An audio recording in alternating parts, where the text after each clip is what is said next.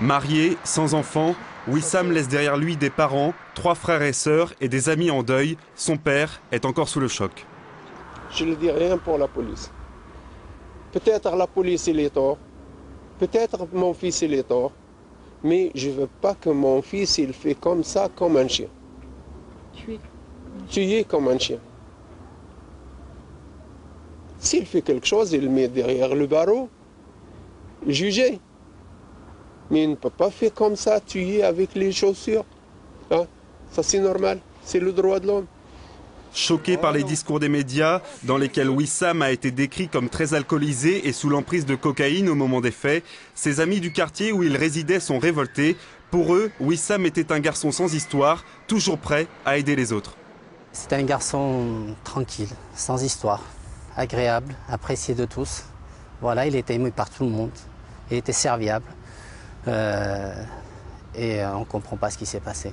Là, il s'agit d'un meurtre, il s'agit d'un assassinat. Voilà. Qui sont les responsables? C'est ce qu'on veut. On veut savoir qui sont les responsables et il faut qu'ils soient sanctionnés.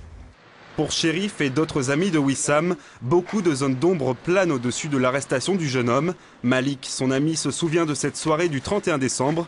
Il dénonce la façon dont Wissam a été traité par les forces de l'ordre. Dès qu'ils l'ont attrapé, il a eu le droit à un coup de poing déjà, qu'il l'a mis au sol directement, ils l'ont menotté, ils ont sorti les chiens, ils ont démuselé les chiens et ils ont commencé à s'amuser sur lui comme si c'était du bétail. Si on inversait les rôles juste 2 secondes, juste si on inversait les rôles, que si c'était Wissam qui aurait tué un policier, est-ce que ça serait passé comme ça?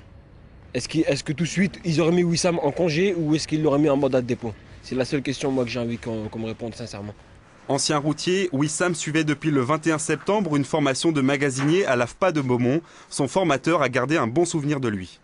Que ce soit à titre individuel ou avec ses collègues, il avait un comportement tout à fait agréable, un comportement productif parce qu'il était très intéressé, très collaboratif avec ses collègues, toujours prêt à participer aux séances que je préparais dans le magasin pédagogique ou en salle de cours.